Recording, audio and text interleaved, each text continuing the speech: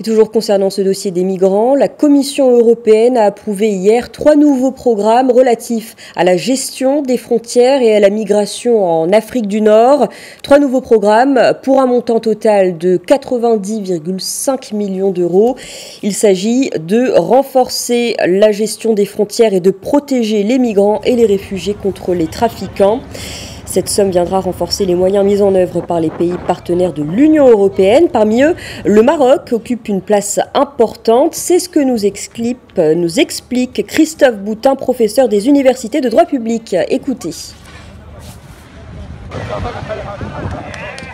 Il est bien évident qu'à partir du moment où on veut discuter du phénomène migratoire, le Maroc est un partenaire essentiel. Et je dirais pour 3 raisons. La proximité géographique. Le détroit de Gibraltar, qui est particulièrement court, peut effectivement conduire certains migrants à penser qu'ils peuvent utiliser ce qu'on appelle la voie ouest, la voie par le Maroc, pour rejoindre l'Europe.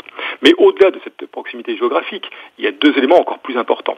Le Maroc est en charge du dossier migration dans l'Union africaine. Et enfin, soyons clairs, des pays du Maghreb qui sont touchés par la vague migratoire actuellement, le Maroc est celui qui a mis en œuvre une réelle politique humaniste.